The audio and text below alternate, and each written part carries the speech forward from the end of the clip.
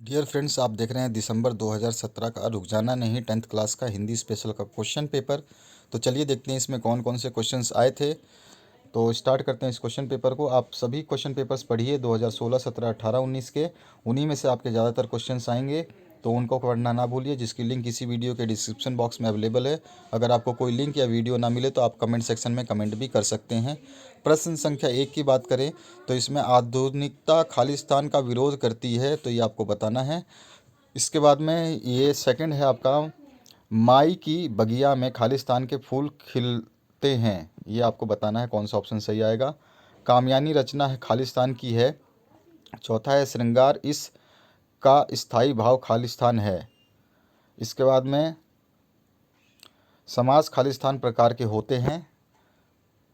दूसरा क्वेश्चन है निम्नलिखित कथनों का जो है आपको सही विकल्प बताना है। तो हिमालय की झीलों में कवि नागार्जुन ने तैरते हुए देखा है, किसको देखा है ये बताना है आपको। सेकंड है बूढ़े किसान ने राष्ट्रपति को उपहार भेंट किया, कौन सा उपहार भेंट किया था ये बताना है।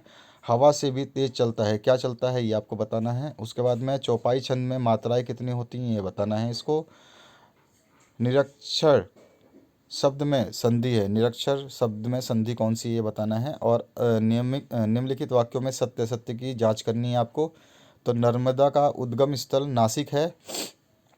सेकंड क्वेश्चन है स्वामी राम तीर्थ एक बार जापान गए थे। और तीसरा है आपका कवि अभिमन्यु अनंत नियति से प्रश्न करते हैं। चौथा है कमल का पर्यायवाची शब्द पुष्प है। और पांचवा है पुष्पों में उत्तम को पुरुषोत्तम कहते हैं। पुरुषों में, सॉरी, पुष्पों में नहीं, पुरुषों में उत्तम को पुरुषोत्तम कहते हैं। चौथा क्वेश्चन है निम्नलिखित वाक्यांशों को जो है सही जोड़ियां बना देनी है। ए कॉलम से बी कॉलम को बढ़िया से मैच कर देना, आराम से इसको पढ़ लीजिए। इसके बाद हम चलते हैं क्वेश्चन नंबर 5 की तरफ। तो इसमें आपको एक वाक्य में उत्तर देना है। तो बिना विचारे कार्य करने से क्या होता है। ललित कलाओं का स्वभाव कैसा होता है। तीसरा है सचित्र का संधि विच्छेद कर संधि का नाम बताइए।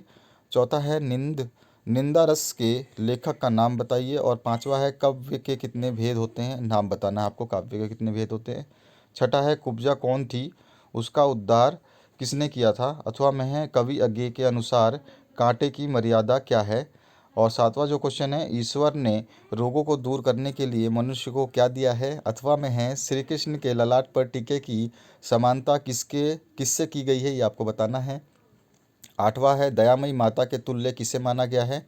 अथवा में उद्बोधन कविता में भ्रमरी किसका अभिवादन करती है। नौवां क्वेश्चन है मनु को हर्ष मिश्रित झटका क्यों लगा। अथवा में है व्यक्ति कोमा समान योग्य कब हो जाता है, व्यक्ति यानी समान योग्य कब हो जाता है ये आपको बताना है। 10वां जो क्वेश्चन है इसमें पूछा गया प्रत्येक सफल राहगीर क्या लेकर आगे बढ़ा है। अथवा में जो है इसमें पूछा गया आसमान में किस तरह के बादल उड़ रहे थे। 11वां क्वेश्चन है पंकज केसरी के नाम से कौन जाना जाता है। अथवा में है गीता शास्त्र के महान उपदेशक का नाम आपको बताना है। 12वां जो क्वेश्चन है मनुष्य की महिमा किसे स्वीकार है। अथवा में आया है रामचरण ने किसानों को पुकारते हुए क्या कहा। 13वां जो क्वेश्चन है वृत्तियों के उन्नयन से लेखक राम वृक्ष बेनपुरी जी का क्या आशय है। अथवा में है सत्य का आश्रय छोड़ने का क्या दुष्परिणाम होता है। 14वां क्वेश्चन है दीपक से मानव जीवन की तुलना किस रूप में की गई है। अथवा में है स्वर्ग की नींव का पता किस प्रकार लग सकता है। 15वां क्वेश्चन है करुण रस की परिभाषा लिखिए। अथवा में आया है छंद की परिभाषा लिखिए। 16वां जो क्वेश्चन है इसमें बताया गया है आपसे निम्नलिखित मुहावरों का वाक्य में प्रयोग करके अर्थ भी लिखना है। तो अंगूठा दिखाना और इंद का चांद होना। अथवा में है निम्न शब्दों का समास विग्रह करके समास का नाम लिखना है। तो देव की पुत्र है और मेघमाला है। इसके बाद में 17वां क्वेश्चन है नर्मदा और सोन से संबंधित लोक कथा लिखिए। अथवा में बेटियों को गौरव कथाएं क्यों कहा है ये आपको बताना है। 18वां जो क्वेश्चन है इसमें पूछा गया निम्नलिखित अशुद्ध वाक्यों को शुद्ध करके लिखना है। आप अपने को सही समय पर पाठशाला जाना चाहिए। तो इसमें मात्राएं भी गलत हो सकती है और आगे पीछे भी आपको सही करना होता है। दूसरा युधिष्ठिर ने पत्नी भी दाव पर लगा दी। और तीसरा है यह मेरा हस्ताक्षर है। इसके बाद अथवा में आ जाएगा आपका निम्नलिखित वाक्यों को निर्देशानुसार परिवर्तित करना है। तो तुम रतलाम में रहते हो, इसको प्रश्नवाचक बनाना है। मैंने परीक्षा दी, इसको निषेधात्मक वाक्य बनाइए। तीसरा है तुम्हें अपना गृह कार्य करना चाहिए, इसको आदेशात्मक वाक्य बनाइए। 19वां जो क्वेश्चन है इसमें पूछा गया रस की निष्पत्ति में कौन कौन से तत्व सहायक होते हैं। अथवा में है माली आवत देख कलियां करी पुकार, जो ये वाला है इसको पढ़ना है। उपयुक्त पंक्तियों में कौन सा अलंकार है लिखना है। पहचाने गए अलंकार की परिभाषा भी आपको बतानी है। 20वां है भक्ति काल की सगुण भक्ति शाखा को कितने भागों में बांटा गया है। प्रत्येक वर्ग के दो दो कवियों के नाम बताने हैं। अथवा में रीति काल को श्रृंगार काल क्यों कहा गया है। रीति काल के दो कवियों के नाम उनकी रचनाओं के साथ लिखना है। 21वां क्वेश्चन है आत्मकथा तथा जीवनी में अंतर बताइए। अथवा में है रेखाचित्र और स्मरण में अंतर लिखना है। इसके बाद में अगर हम बात करें 22वें क्वेश्चन की, तो जयशंकर प्रसाद अथवा सुभद्रा कुमारी चौहान का साहित्यिक परिचय देते हुए निम्न बिंदुओं के आधार पर आपको बताना है। जो दो रचनाएं भाव पक्ष, कला पक्ष और साहित्य में स्थान उनका लिख देना है। वासुदेव शरण अग्रवाल अथवा प्रेमचंद का साहित्यिक परिचय निम्न बिंदुओं के आधार पर देना है। तो उनकी भी दो रचनाएं भाषा शैली और साहित्य में स्थान के हिसाब से बताना है। 24वें में है निम्न गद्यांश की संदर्भ सहित व्याख्या करनी है। तो इस गद्यांश में आपके दो ऑप्शन है, दोनों में से जो आपको सही लगता है उसको कर सकते हैं। 25वें क्वेश्चन में जो है आपका वीडियो को पॉज करके आराम से पढ़ लेना। 25वां जो क्वेश्चन है इसमें आपका पद्यांश है यानी कि कविता है, इसका भी आपको सप्रसंग व्याख्या करना है।